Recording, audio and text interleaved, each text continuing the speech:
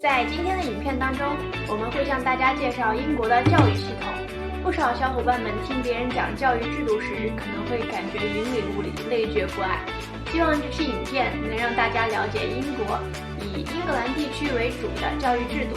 在影片的最后，我们会向大家介绍申请英国学校的方法，同时也非常欢迎大家在留言栏告诉我们中学时期你最喜欢以及最不喜欢的科目是什么。嘿，大家好，我是 Amber。嘿，大家好，我是烧麦。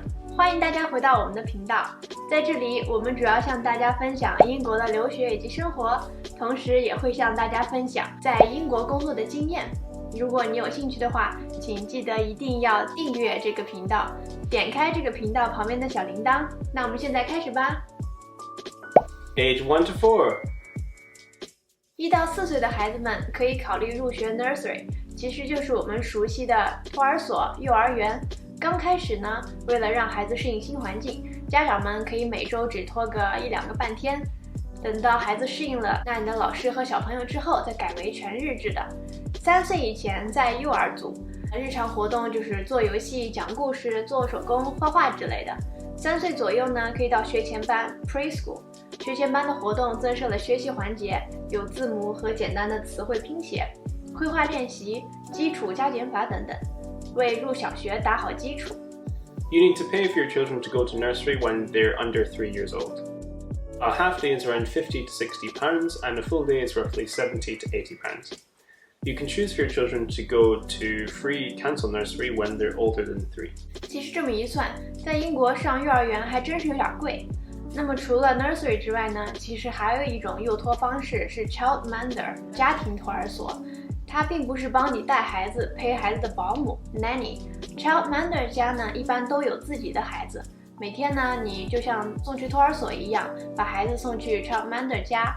想要成为一个 qualified childminder， 必须要接受英国教育标准局的全面考察，有犯罪记录、职业等个人信息都会被调查，来确保安全和可靠性。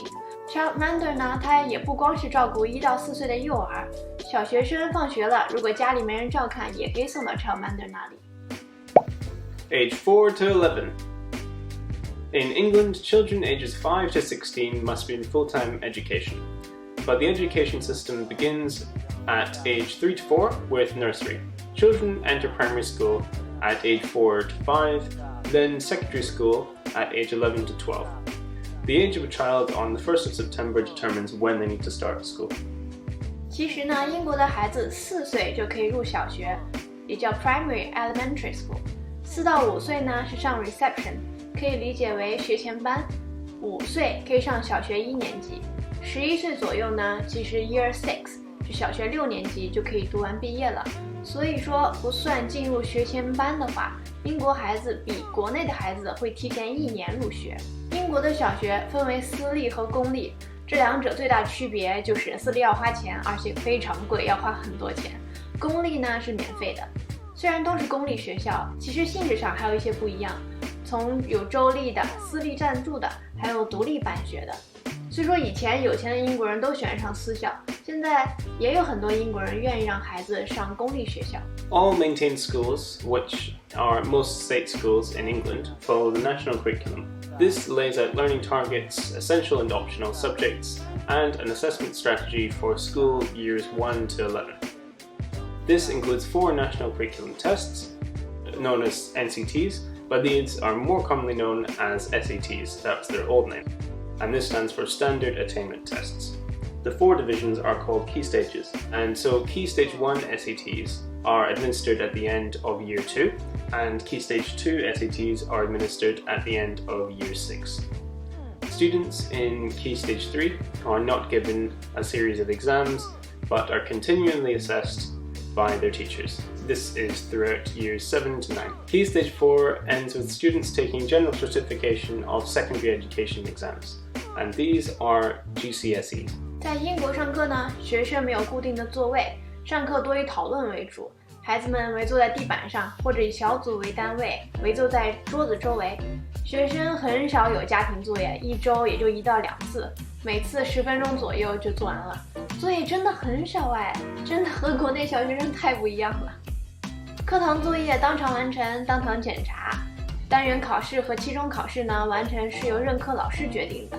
但是小学生小学毕业时要参加全英统一的毕业考试。英国的小学被评为4个等级，有1等 Outstanding、Grade 2 Good， 还有 Grade 3是 Satisfactory 和 Grade 4 Inadequate。看这个名字，其实大家就知道，一定要争取上 Grade 1，就是1等的学校呀。Age 11 to 16。英国的中学有5年，就是7年级到11年级。英格兰的初中呢，分为几类学校，大类别就是2种，有收费的和免费的。免费的初中呢，里面有包括就近入学的学校，就是 Community School， 还有就是极难考上的 Grammar School 或者是 Selective School， 就是不管你的居住地点，就看成绩的好坏来录取。收费的初中呢 ，Private School 就是国内所谓的私立学校，就是这个类别。The national curriculum includes a list of compulsory subjects that all students must be taught. For key stages 1 and 2, these are English, Maths, Science, Design and Technology, Information and Communication Technology, History, Geography, Art and Design, a language, this is for only key stage 2, Music and Physical Education. 英国的初中课程呢，选择非常丰富，学生除了必修课，可以选5到8门的选修课，并且在10年级和11年级参加英国的中考，就是 GCSE。英格兰的大部分中学的 GCSE 课程呢，都是2年制的。假如说你选修历史、音乐、艺术，那么在这2年你只会上这几门课。11年级和12年级呢，有中考，就是有4门选修加上你的必修课。考试成绩也并不是直接给分的，而是给等级，最高呢就是 A+， 还有就是一直到 A、B、C、D 一直到 G， 最低是 U。 如果你要拿 A+， 那么你的正确率要很高才行，但是也要根据科目来定。如果说这个科目，比如说这个历史本来就很难，那么它的分数线也会相应的降低。U 就是 unclassified。 在英国读书比较考验学生的是，如果你在某一门课程中落下了，那么老师是绝对不会追着你补课，因为老师觉得查漏补缺是学生自己的责任和选择，你爱学就学，不爱学就拉倒。所以呢，英国中学也会每天下午3点就放学了。 Students are not required to stay in school after completing Key Stage 4, but may go on to sixth form, which is years 12 to 13. If they choose to. They will be eligible to take A-levels during this time, as well as BTEC qualifications. There are many different kinds of clubs as well in primary school and high school. Pupils can join sports clubs like football, rugby and running. Also, there are clubs for singing, art and many others. In high school, pupils normally receive 1 to 3 sets of homework a week.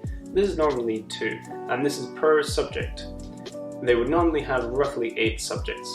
However, the volume of homework can differ between schools and also between teachers as well, because some might set more and some might set fewer pieces of homework per week. As you go through high school, the classes become smaller because you're split into categories of ability, for instance for maths and English. And many pupils have left after completing their GCSEs. The legal limit is 30 pupils per class in primary school and high school. However, schools often try to get that number much lower because when there's fewer pupils in the class, the teacher can devote more attention to the actual pupils and the learning experience can be much better. 最后呢，我们聊一聊如何申请英国的小学。简单来说，就是谁离得近，谁上小学。但是现在你肯定会在想，哎呀妈，这个我熟，不就是学区房吗？没错，的确很像。不过英国很少有小区，各家各户都是独立的，所以并没有真正的学区。招收学生的规则呢，其实也很简单。学校在报名的学生里面找到离学校最近的学生，招满为止。这样看起来还是挺公平的。不过这也就意味着学校每年的学区面积也会有一些变化。反过来说，如果你买了学校旁边的房子，也未必能上那儿的小学，但是还是要尽量离得近一点。不过录取上学这件事其实没有那么简单。Council 对于学校的录取呢，有一系列优先等级的规则。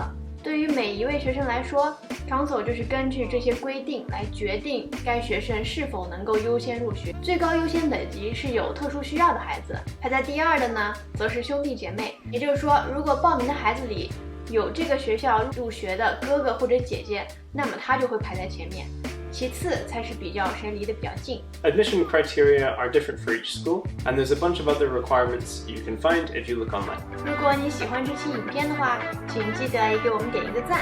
如果你还没有订阅这个频道，请记得订阅，并且点开旁边的小铃铛。那我们下期再见吧，拜拜。Bye bye!